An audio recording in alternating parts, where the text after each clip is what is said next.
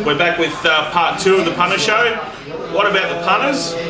And then I haven't grown during the adults, decided to stand up for part 2. And also, we must also thank the people that host us here every week, Bobby O'Kane and Gary and the staff here at the All Nations. They look after us every week and let us film here, so we're very appreciative of their efforts, and I'm just glad I'm going to be home earlier this week than I was last week. I think we haven't got the studio audience. No, I'm obviously a Sydney boy, but down in Melbourne. What this is a good old-fashioned, genuine Aussie pub. Yeah, that's right. Now you get a bit of decent food. You've got a fireplace, you keep it warm. The fireplace is cold. You know, everything you want in a pub. It's lovely. The fireplace is the key attraction here today. Boys, there was a heap of issues to come out of the weekend, and there's been some Twitter feedback. We thank everyone for that. One of the first ones was from Nathan at RoyBoy7425. He tweeted in at RT Ralphie, if you're supposed to lead, are you expected to go as slow as possible, and based on that fact, do other jockeys have to stay in their position on the map? It's an interesting one because it just shows a lack of initiative in a lot of times, and also the stewards only having one map. Your map might not necessarily be the same as mine or Potts. Everyone's different. What's your view on the way stewards map?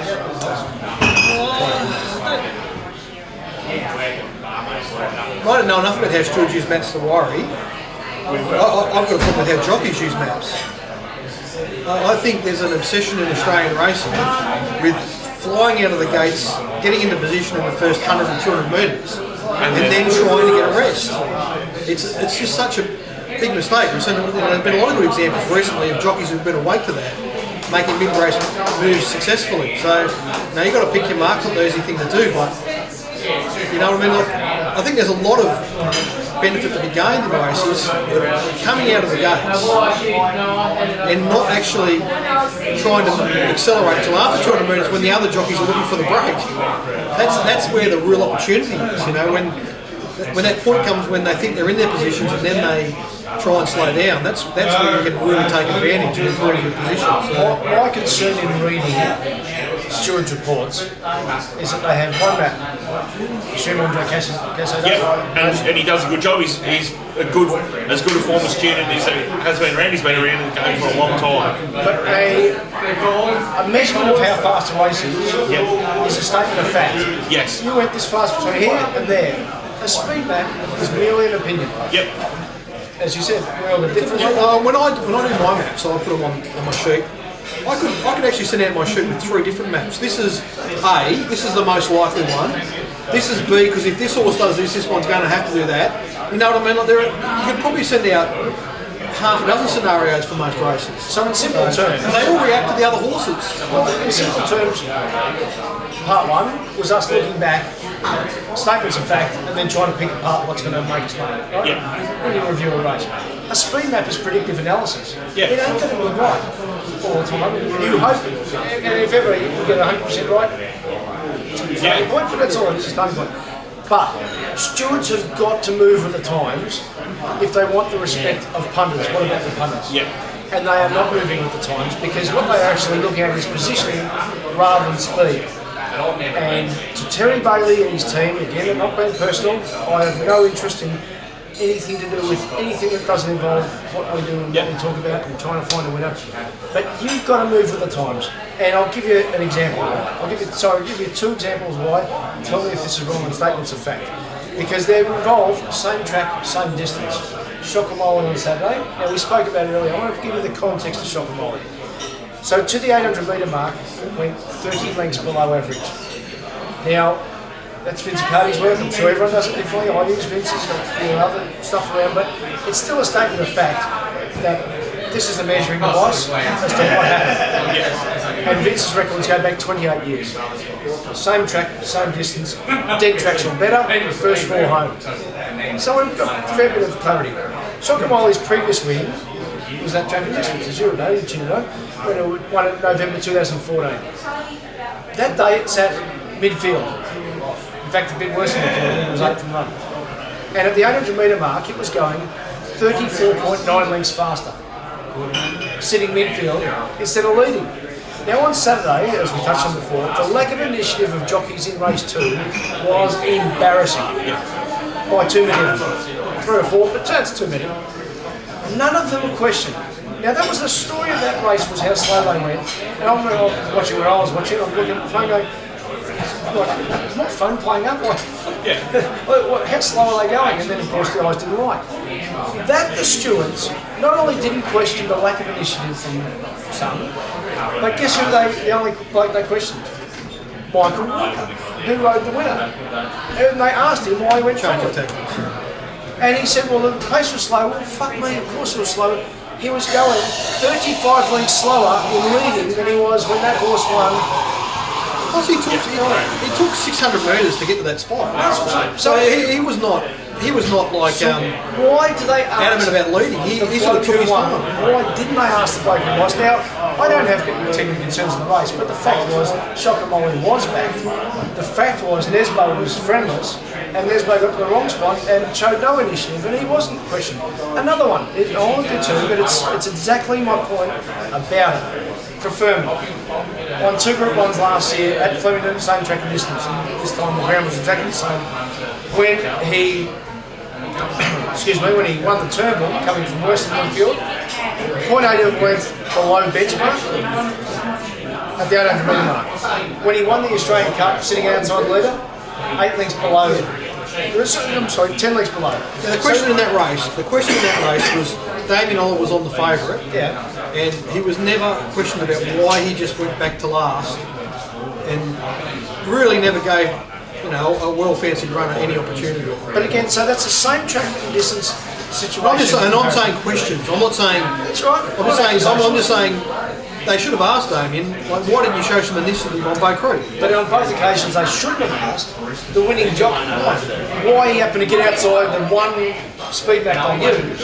When on both occasions, Michael Walker and Hugh Bowman showed initiative to win the race. So there was no change of tactics. There was a change of position. And the change of speed was dramatic. But they were going slower in the right spot. So I think that's where if stewards want to get the respect of those of us who do our work properly, never mind any of the other public bullshit, just stick to knowing races more and progress your knowledge as we've all had to, otherwise you lose money. But they have to progress their knowledge too to have our respect. So the jockey that needed the question on Saturday was Wayne Dunn on Nesbo. Okay? Wayne Dunn's a track walker. He would have understood where he needed to be to win on that track if he did his job as professionally as no doubt he would have. And he would have done a map. Him and Mick Head would have had a plan. I would, as a steward, I would have wanted to know what was the plan on that horse. Sorry, I have to wind this up with one at this point on one more point, which is Kengewood. Now, Kengewood on Australian Cup Day, the day where Hugh Bunton gets questioned for going forward on the preferment. In the Blamey Stakes. Yeah, that was Trust and August and Stratum Star. No, there was another one. It was Trust and August and Kengewood.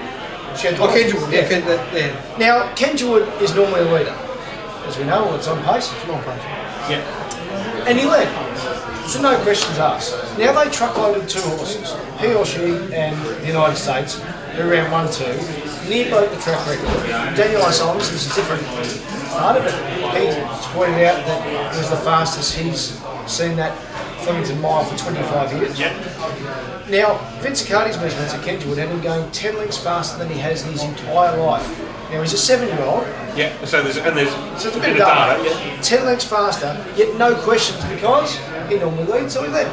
So you can go as fast as you like on a leader, you can go as slow as you like on a horse that got back like the United States, infamous night, and no questions asked. But if you show initiative and ride to pace, you get questions. It's got to move. It's got to get better than that. Well, another follow-up. Absolutely. That whole day, that Australian Cup day, Newmarket Day.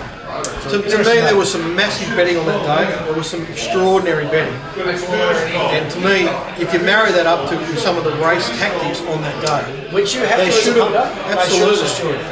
There should have been questions asked on that day. There needed to be explanations provided to punters on such a big day. Anyway. Well, Glenn O'Day he's at Snub O'Day on Twitter, he sort of essentially summed up what we said. In jockeys are not cheap. As a jockey, you should put your horse where it's in its best position for it to win. And I think that's all as punters that we. So in that race on Saturday, in the Shocker Mile race, the only jockey that did that really was Michael Walker, and he won the race And he got questions. comfortably. The other jockeys really didn't participate. The other point, pick perfection. So talking about pick perfection, I'll get out this children's report to give you some clarity there. It was savage betting drift. Yeah, I'll work through some of these other things here too. So, I tweeted out earlier today, what did you see over the weekend and what upset you? Hashtag Angry Punter. So there was a few people chimed in. Lockie at L Brown tweet, not sure if you guys are watching the golf, but Dustin Johnson's potential penalty angers me. Well, I'm going to get to this. I'm going to have a bit of a rant in a minute about some of these. And to me, and I bet, everyone knows I bet on everything, not only do I bet on racing, but I bet on all sorts of sports. Like I was betting on the spelling bee the other week. Like, there's nothing that I won't bet on, but there's one thing. The standard of officiating across all professional sports hasn't kept up with the professionalism of the sports themselves. Like the sporting clubs and teams, it just hasn't kept up. Like my Twitter feed generally, I have it broken down into various lists and whatnot. The one that I've got for most of the blokes that I know who are pretty sharp, half the timeline when games are on will just be them blowing up about officiating, and I'm not sure. Like we've got our problems here in racing with the stewards. A lot of the times we're not agreeing with it. AFL umpiring, you don't know what you're going to get from week to week. No, but there is a fundamental difference here. In fairness, there's a fundamental difference. Sports tolerate people betting on them, but they don't need people to bet on them. Correct. Racing is fucked without people betting on them. It's that simple. So racing has to improve its questioning and wagering. Well, it should be every part of wagering. The other sports don't. They should, but they don't. It should be leading the sports industry in that regard. Racing should be. So sadly, Jumpy, you're saying that there's a problem in some of these other sports, and my perception is that it's worse in racing. Yes, it is, but it doesn't get the pressure that what the mainstream sports do. Because, I don't know. I mean, my biggest issue with integrity, so I'm not in the integrity department, I'm not a steward, so I just want them to do their job. And I think if they're doing their job as in my opinion, as I would like it seen done, the participants would be terrified of them. I think that's... Like they are in Hong Kong, would be fair to say. Well, they are in Hong Kong. Exactly. And, like, an AFL footballer, if he had 10,000 on the opposing side and he got caught, he would expect life. He'd expect that to be the end of it, right? Now, without trying to pick on Ollie, I'm not. It's just one example that had some meaning, right? He got a bit of a short holiday, you know what I mean? So that means it sort of sends a message to the rest of the participants that if you get caught, it's not going to be the end of your career. And I think that is a huge issue for racing. The stewards and the integrity department authorities need to have rules in place that if people get caught doing anything untoward, that it's the end of their career. If they knew it was the end of their career, they'd be far less likely to do it. So we're going to pick perfection first. Well, I'll just read. One thing that angered Dean Kelly, he's at Dean Kelly on Twitter. Alarming drifters on Betfair that don't get questioned, e.g. Pink Perfection $5.50 to $15 and runs accordingly. Well, I actually brought this up on 3Z a couple of years ago, and I went down like a wrought iron hang to use the Sam Newman expression. And because you guys touched on it last week, it reminded me of it. When stewards write about a horse that's evens to $4 and runs terribly, and they'll write, didn't perform to market expectations. Yeah, I did a bit on the show last week about Monte. That's what reminded me of it. So here, Pink Perfection. The story, as Dean said, was this is legless. Now, actually, a bit on the fence here, because what I'm saying is it's a horse who's probably struggled to maintain its form through its career. It's probably lightly framed. It probably can't really cope. And it was resuming off a 7-week break after a plain run. But clearly... Well, it was after a decent run. We're okay. So he showed good speed, that's right, and against that. Sorry, yeah, I ranked it. That was in a much harder race. Yeah. But what I'm saying is that there was a logic to it why it could have drifted, because it might have just completely had enough and it'll be retired. Yeah. But in the statement, Pink Perfection, weakened from the home turn, yes, well, we can see that. Ryder Michael D stated his mount raised flat, but could not explain the poor performance. Yes, that's fine, but the jockey doesn't have to, because what the market was telling him was that this horse was going to run shit before the jockey even got on it. Post-race veterinary examination failed to reveal any abnormalities and swab sample was taken for analysis. Now, stewards, again, this is not personal, you had to bring the trainer in and say, why did the market know it was going to run as fast as it did? Now, is that fair? That's absolutely right. That's the absolute right answer. Like there is zero doubt that someone anticipated that Peak Perfection wouldn't get to the home turn, and they laid it on Betfair and who knows where else accordingly. Like as far as they were concerned, it had no price. It had no price. Do you know if it paraded it poorly or anything? It paraded okay. Yeah. Well, It was okay. we're here to help the punters, so I'm going to give them a tip. You cannot. Truth time's the last 30 to 50 seconds of betting, I reckon. Keep your eyes up, try and have the fair and whatever else up, and try and have the pictures up as well, You have to have the fair. and go with it. Because more often than not, it's right, and whatever's happened before that isn't. I don't know what you could do in that race, though, Juppy, if you were on it. You know what I mean? Like, No, all you got to do is then either try and back some of the others that they were backing there, and the problem with that is, so gap like, it. But you're trying to give it away. Like, so in my case, we were on. yeah, We pretty much level slate Peak Perfection and Appalachian Annie. Yep. One of them was hard in the market. One of them was golden. Right? yeah, We're already fairly committed to the race. yeah. If we start looking for other horses to back, you can turn it into a really expensive race. So, True, but So I think the answer for me is, when I'm looking back at results over the past 6 months and even Saturday, those 1,000-metre races are fraught for that reason, because you have a lot of fresh horses in them on a testing track. So I'm going to be a little bit careful over the coming months with 1,000-metre races, because they are. There's a lot of horses in those fields that aren't set for the conditions. But what you're talking about there, Juppy, is the information that you need if you're punting properly. And what you do need, always, is to have a look at the Betfair market, say 10 and 3 minutes before a race. It doesn't matter where you bet, but look at the Betfair market, because it's going to tell you a story. And if you want to say I'm pushing gender, go for it. But that is the problem with the Racing.com sponsorship by one outlet only. Yep. Is that if you're fanning about your punting, you want to look at everywhere. Yep.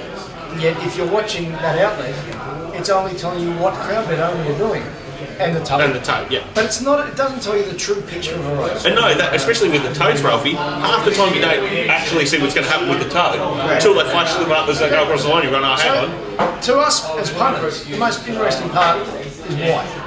Yeah. We're asking ourselves why. Why is this drifting? Why is this firming? Longer on, yeah, I reckon it's drifting for this reason. Peak Perfection, well, fuck, too many people know, but whatever, you know, here comes the truckload for your horse in the last Voodoo Lad, and you're happy because you're with it, and and the tide's coming with it. Well, here's another one for what That's about. part of the story. So we're talking about Betfair and following. So when you compare the opening price at the start of betting, so half an hour before the race, or 25 minutes before the race, where it was mid-betting and where it is late, if you compare Pink Perfection to Voodoo Lad, for instance, so Voodoo Lad opened up, around about the 2-1 mark, got out to 11-4 pretty quickly, and sort of sat there until about the 10 or 15 minute mark, and then was fairly consistently backed to jump time, although, But back to where it started, yeah. Back to where it started. And, Duke of Brunswick was probably the more heavily backed runner, but At least Voodoo you're Lad confident. continued. Yeah, well, it was, to me, I was certain as they jumped in the last race, these horses are going to run to their form. They're going to run to their best. That's And right. they were very likely to run the Quinella. Whereas in the Peak Perfection race, it sort of held spot the market till the last minute. Like, what happened in that last minute of betting is a terrible look for racing. Speaking of which, Polstroy Ballet. It's been the past week. How do you reckon that's all unfolded? Out of 10. Well, it's a terrible look for racing. No explanation. Just we've discovered an issue. We need to look into this. We've looked into it, and now we're not going to do anything about it. And bad luck to everyone that wants to know what happened. So good on Matt Stewart for writing the article, which had to be written, and put on one person doing it. Racing Victoria silent over why bandit charges were dropped. Excellent article. There's a paragraph in that I want to pick out. So Victorian Jockeys Association, Des O'Keefe, said no jockey in Victoria had been successfully prosecuted for a breach of Rule 135A, not trying, in his more than 10 years as head of VJ. Now, Potts, can I ask you something, because I know you're not on Twitter, so I'll ask you something naked here. Do you think the fact that no jockey's been suspended in 10 years is a tick for the honesty of the riders, or a cross for the ability to catch people doing the wrong thing? No, it's clearly that whether it's whatever the reasons, so whatever the explanation is, the stewards and the integrity department don't have the resources, skills, whatever, to get to the bottom of those issues.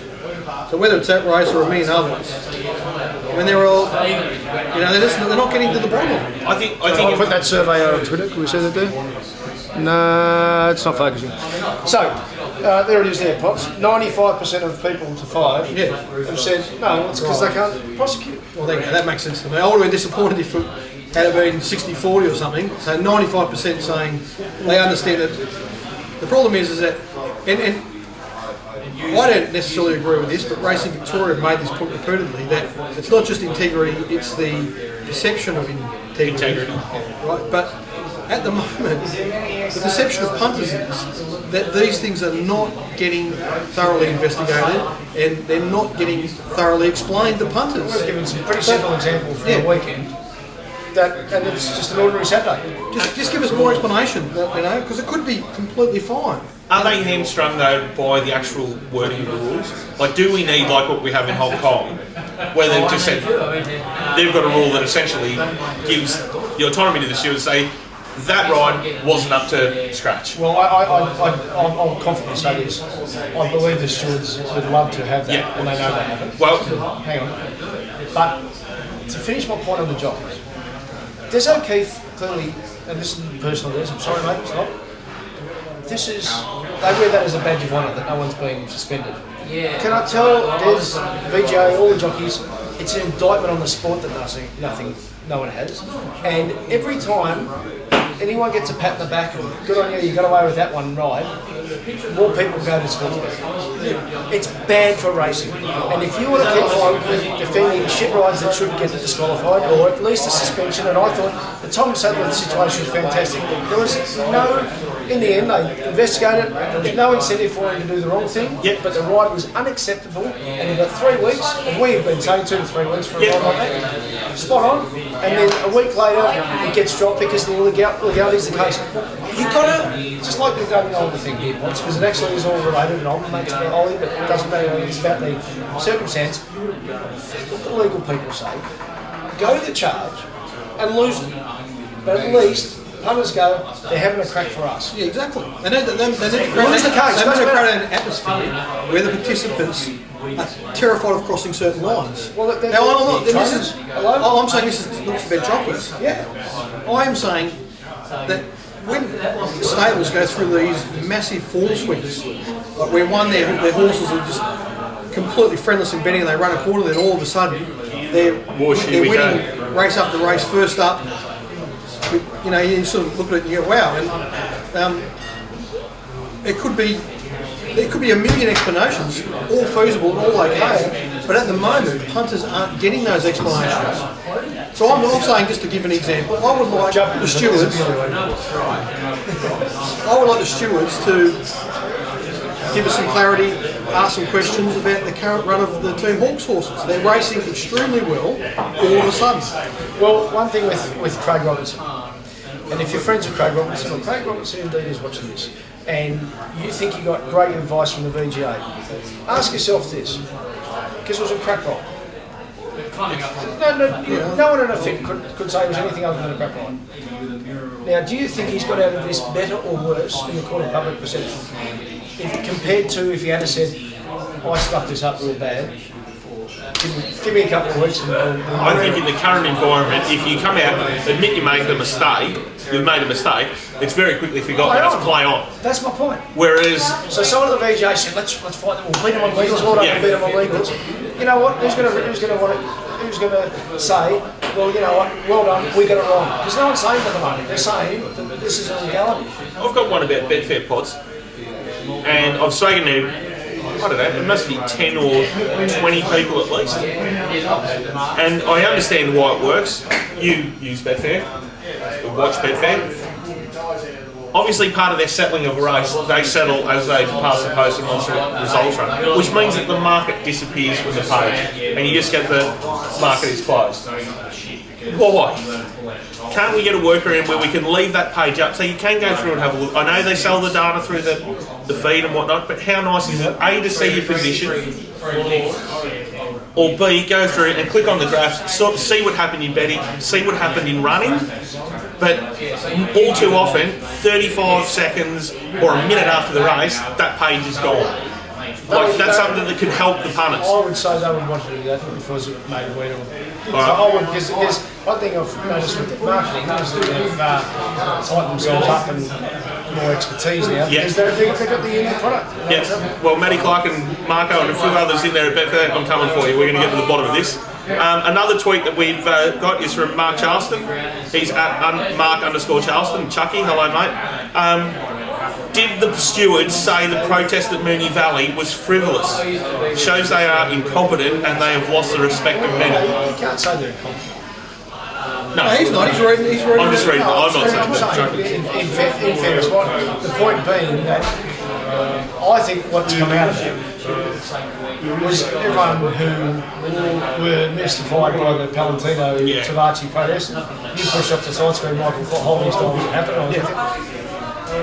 What we said at the time was, you're being negligent as a jockey if you get any interference. You've got to now ask the question. So you can't blame me. Stewards can't say anything about it being possibly frivolous now because to us, that was a frivolous one that was upheld. I couldn't agree more, Ralph. I think the stewards made a huge mistake with the Palantino protest, particularly Terry Bailey saying that it was a no-brainer. Yep. And all he did was invite jockeys to protest with any grounds at all, the most minuscule of grounds, and they've been doing it. And ever since, the stewards have been trying to dismiss those protests as in world record time to try and turn the clock back.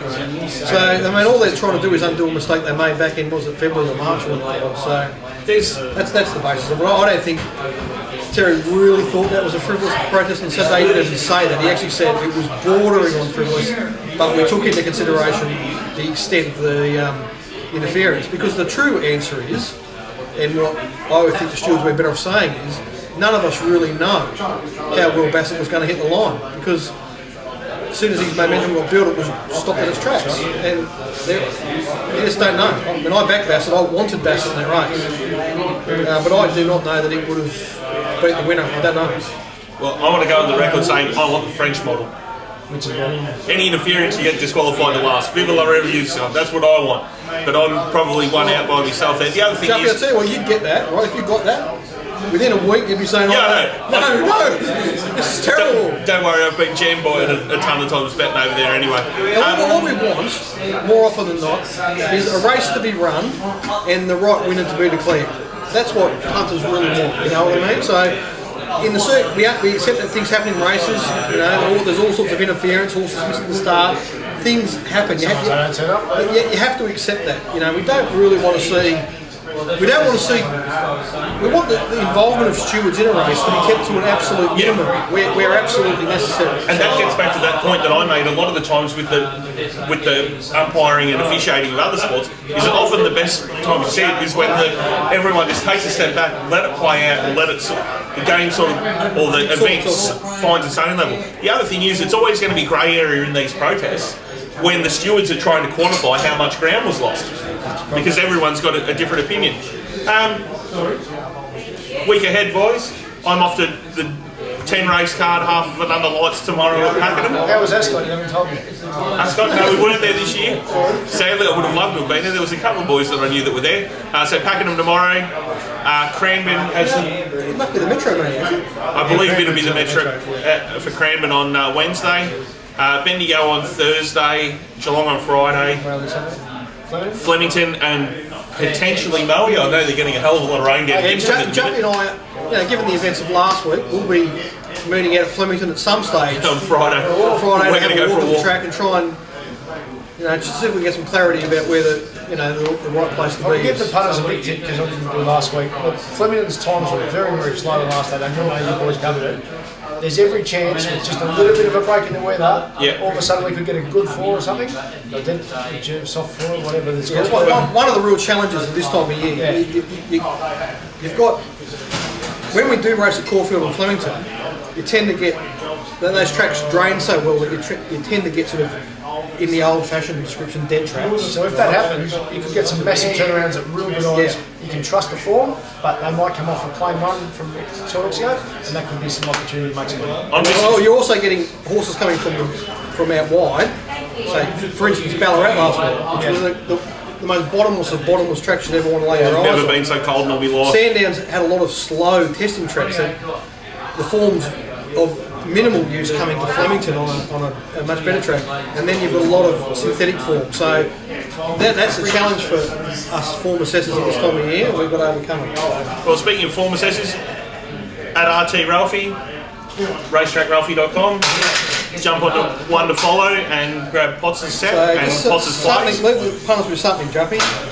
I'll say, trust race 1, even though, as you said, first use to the track. I'll say the first 2 horses home will keep winning. They're pretty smart to on track. Yeah, I'm not going to argue with that at all. We'll see what happens there. But so I haven't had a chance to speak to DK.